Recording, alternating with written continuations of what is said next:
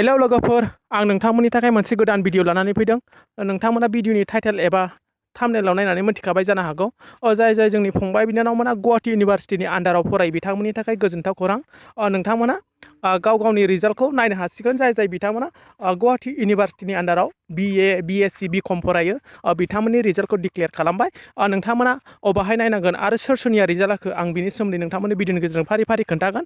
नोंथांमोना भिडिअखौ दानालासिनो फारि फारि नायलांबाय थाबानो जाबाय। बियो गुवाहाटी इउनिभारसिटिनि अफिसियेल वेबसाइट। नोंथांमोना बे वेबसाइटखौ मिथिखायो। नोंथांमोना बेयावनो फर्म फिलआप खालामदों आरो रेजिस्ट्रेसनखौ खालामदों जानो हागौ। नोंथांमोना बे वेबसाइटआव थांनानै नायनो हागोन। जुदि नोंथांमोना बे वेबसाइटखौ मिथियाबा आं भिडिअनि डिसक्रिपसनाव बिनि लिंकखौ होखागोन। नोंथांमोना नायनो हागोन। नोंथांमोना बे वेबसाइटआव थांनायनि उनाव बेबायदि नोंथांमोननि मोखाङाव इन्टारफेस फैगोन। अब्ला नोंथांमोना गाहायाव बोख्लायनानै बेयाव नुखागोन।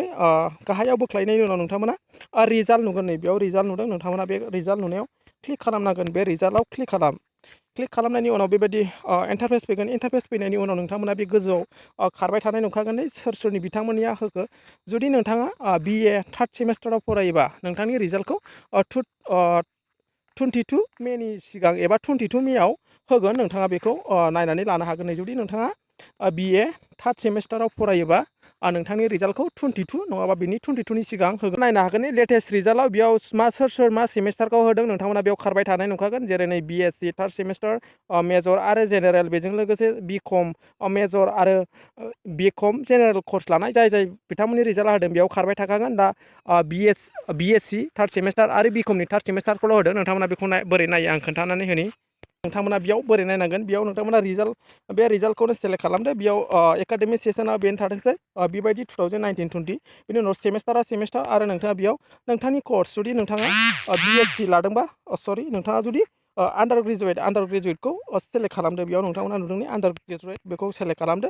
सेलेक्ट खालामनायनि उनाव नोंथांमोना बेयाव सेलेक्ट खालामदो नोंथाङा मा लादों, आर्ट्स लादों ना कमार्स लादों।